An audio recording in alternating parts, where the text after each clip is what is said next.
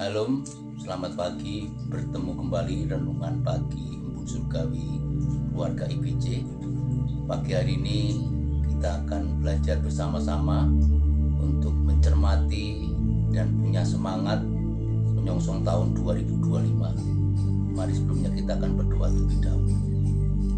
Bapa yang bertata di surga, di dalam nama Tuhan Yesus Kristus, kami bersyukur atas karunia anugerah Roh Kudus menjadi penolong, penghibur dan kekuatan kami. Pagi hari ini kami mau menikmati firman-Mu. Kiranya embun yang dari surga sungguh menjadi kekuatan kami di dalam perjuangan hidup kami di tahun 2025 ini.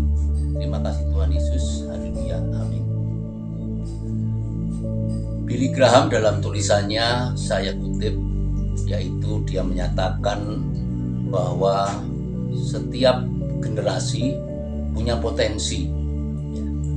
Demikian pula di era sekarang ini kita sedang berhadapan dengan generasi Z, generasi Alpha, generasi instan, dan itu kita perlu sungguh-sungguh untuk berkomunikasi dengan mereka, memberi pemahaman dengan mereka agar mereka dipersiapkan menjadi generasi emas nanti di tahun 2045. Demikian pula yang ada di dalam catatan Alkitab, khususnya dalam Kejadian 11 ayat 6. Bapak Ibu bisa lihat secara narasi lembaga Alkitab memberi judul tentang Menara Babel. Tapi saya ingin membagikan pembelajaran yang saya temukan kebenarannya di dalam Kejadian 11 ayat 6. Demikian firman Tuhan mengatakan, dan ia berfirman, mereka ini satu bangsa dengan satu bahasa untuk semuanya. Ini barulah permulaan usaha mereka. Mulai dari sekarang, apapun juga yang mereka rencanakan, tidak ada yang tidak akan dapat terlaksana. Tidak ada yang tidak dapat terlaksana. Ketika pengetahuan di abad 21 ini memang sungguh mencengangkan dan tidak bisa direm dengan segala suatu kemajuan pengetahuan manusia.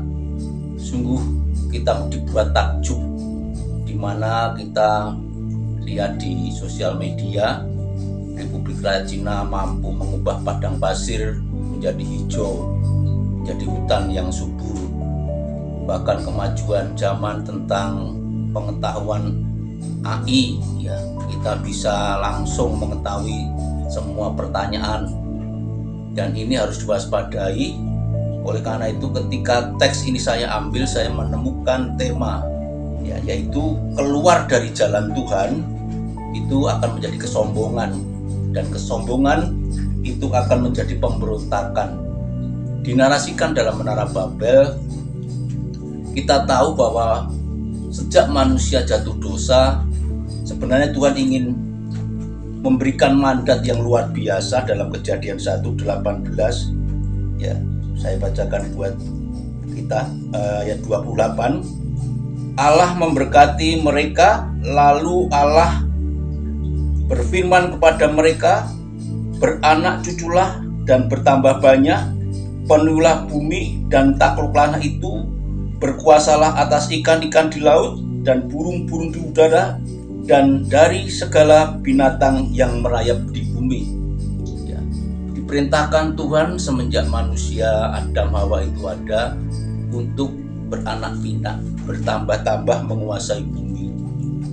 Namun karena kesombongan atau tidak kesetiaan Adam dan Hawa keluar dari rancangan Tuhan, sehingga dia jatuh dosa, dan terjadilah perjanjian awal di mana manusia dikeluarkan dari Taman Firdaus. Dan akhirnya kita tahu juga keturunan Adam Hawa akhirnya pun membuat duka bagi Tuhan. Bahkan Tuhan sempat mengatakan kecewa dengan ciptaannya, ya, sangat kecewa. Dan ini menjadi perenungan kita yang lebih dalam, bagaimana Allah kok bisa menyesal dengan ciptaannya. Lalu akhirnya terpilihlah satu keluarga yang diberkati Tuhan, yaitu keluarga Nuh. Nuh melakukan sedetail-detailnya apa yang diperintahkan Tuhan.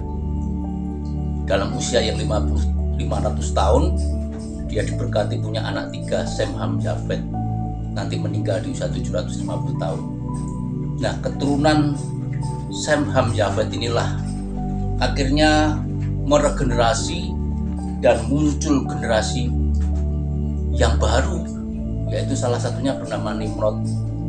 Dengan segala keperkasaannya, dia merancangkan sebuah penyatuan, ya, sehingga dikatakan di ayat 1 pasal 11, adapun seluruh bumi satu bahasa dan satu logatnya, ya, maka berangkatlah mereka ke sebelah timur dan menjumpai di tanah datar, di tanah Sinear. Tanah Sinear itu juga tanah Babel, tanah di mana Nimrod berkuasa dan ingin punya cara berkehendak untuk menyatukan seluruh keluarga besarnya dari kakek neneknya Nuh untuk dipersatukan dan mendirikan menara, mendirikan kota yang besar yang terlindungi. Allah harus kembali merenungkan dan Tuhan akhirnya turun untuk melihat upaya manusia itu. Dan benar dilihatlah Tuhan duka, ya, akhirnya dibuat porak-poranda, dipecah belah, tidak dipersatukan lagi satu bahasa, satu logat. Karena ini memang tugasnya Tuhan, beranak cuculah, berkembang biaklah ke seluruh bumi, peliharalah dunia ini. Bagian yang sedang kita ingin refleksikan, bagaimana setiap generasi yang ingin Tuhan rancangkan itu selalu muncul hal-hal yang ingin dilakukan bukan dengan caranya Tuhan. Dan patutlah kalau kita bisa merenungkan di tahun ini 2025, kita patut menyadari bahwa ada anak cucu kita yang harus dikawal supaya mereka tetap di jalannya Tuhan, tetap mau mengikuti kehendak Tuhan, sehingga mereka bukan lagi sombong karena sebuah kebebasan dalam memilih, karena memang sejak awal pun manusia ketika makan buah pengetahuan tidak terbendung lagi, dan di era inilah mereka benar-benar tidak terbendung lagi. Kiranya kita yang tahu rasa syukur, kita ngajari mereka untuk tidak melunjak. Melunjak itu artinya tidak merasa aku lebih pintar, tetapi harus menyadari bahwa kita adalah ciptaan Tuhan. Kita pasti nanti kembali kepada Tuhan, ya, sehingga Bapak Ibu Saudara yang saya kasih Tuhan Yesus Kristus, kita akan menutupnya dengan kesimpulan bahwa Yakobus 1, ya, ini menjadi kewaspadaan kita bagaimana hidup ini harus diwaspadai dengan menyadarkan bahwa apa yang sedang kita pilih, apakah itu menyenangkan Tuhan ataukah hanya memuaskan nafsu kita. Ayat 14-15 dalam Yakobus 1 mengatakan demikian, Bapak Ibu Saudara.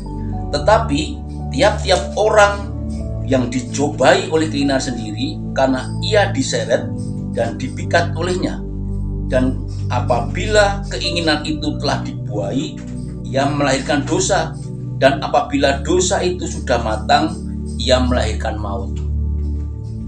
Apa yang Tuhan sudah anugerahkan, bahwa Tuhan memberikan kesempatan memilih dengan aturan dan perintahnya, semua boleh dimakan, tapi buah pengetahuan dan buah kehidupan jangan. Karena kesombongan, karena ketidaktaatan keluar dari jalan Tuhan, makan buah pengetahuan. Dan terbukti hingga sekarang, apa yang ingin Tuhan katakan, bahwa Dia adalah Allah yang kasih, Allah yang berkuasa, namun Dia adalah Allah yang adil juga. Sehingga kebebasan manusia kiranya bukan menjadi jalan pilihan yang benar, tetapi tetaplah hidup dalam jalan dan kebenaran dari Tuhan Yesus Kristus. Kita yang terberkati dipersiapkan untuk menjadi berkat bagi generasi kita. Tuhan Yesus memberkati. Amin.